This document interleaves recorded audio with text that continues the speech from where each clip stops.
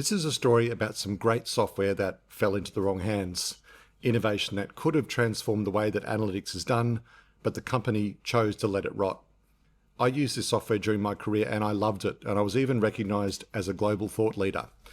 And look, it's still amazing technology. But a few years ago, I realized that it had, well, suffered the fate of enshittification. Let's talk about TM1 and IBM. TM1 does something that a spreadsheet simply can't do, and that's because a spreadsheet is a two-dimensional surface. You fill it with rows and columns and numbers and formulas, and it calculates things. But at the end of the day, it's still rows and columns, a two-dimensional matrix. And for most people, that's fine. But the business world is not two-dimensional. And when you're analyzing things, that's a real pain. What you really need is multidimensional analytics, where you're not bound by rows and columns, but by 4, 6, or even 8 dimensions. The software that does that was pioneered by TM1. It's an in-memory multi-dimensional database. The in-memory part here is the killer, because in the right hands, it's more than just a reporting tool. It becomes a thinking or simulation tool. With TM1, I can build a model that mirrors how the business world actually behaves. I can change one assumption and watch the whole thing recalculate in front of me. And I can trace a result back to the driver that moved it of TM1. Around 1980, Manny Perez was working at Exxon, and the mainframe planning system that he used was slow and expensive, so he decides to rebuild it. And he makes a radical architectural decision to keep the data in memory, not on disk. And look, the IT orthodoxy at the time says that he was wrong, but he does it anyway. And in 1981, he builds something that's fast in a way that no one has seen before. So in 1983, he leaves Exxon and buys an IBM PC, and he builds the product that he dreams of in his attic. He called it Table Manager 1, or TM1, which was a functional database, the first of its kind. But then Applix buys it in 1996, and then Cognos buys Applix in 2007, and then in 2008, IBM buys Cognos. And in 2016, IBM rebrands the suite as Planning Analytics, powered by TM1. So the engine keeps the name even though the product gets a brand new web interface. But unless you've worked in big companies with massive amounts of data, you probably have never heard of TM1. And even if you did, your business could probably never afforded it anyway.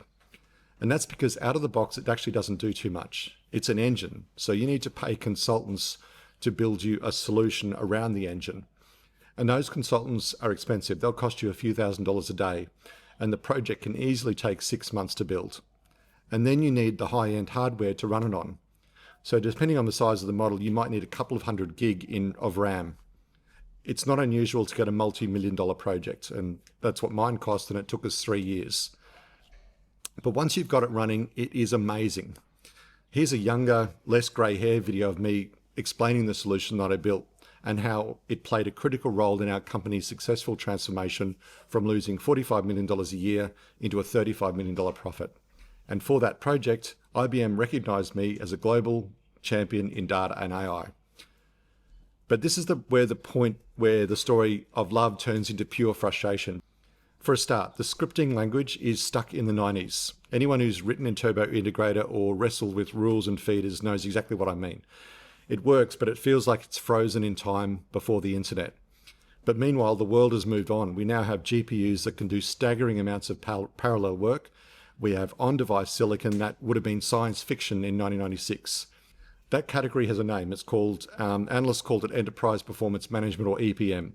It's the software finance uses to actually run the business. Planning, budgeting, forecasting, consolidation. It's not a dashboarding or visualization tool. It's a decision intelligence tool. And the market is not small. Depending on how you draw the lines, it's somewhere around $10 billion today, and it's on track to double over the next decade. TM1 sits right at the top of it, next to names like Anaplan, Oracle, SAP, etc. That product is genuinely great, but the core has barely evolved, and the analytics have been layered on top are not particularly useful. So Kiraa is the alternative. Kiraa runs the entire analytical workflow, not just fragments of it. It runs on premises, on hardware you control, not in someone else's cloud. Kiraa is aimed at the mid-market, the companies that need high-end powered analytical workflows right out of the box. Look, I love TM1, I still do, which is exactly why I can't watch such a great idea sit neglected and overpriced while an entire mid-market goes without. So the thing I've built should have existed years ago, but it didn't. I'm Dr. Earl Brandt, the founder of Kiraa AI.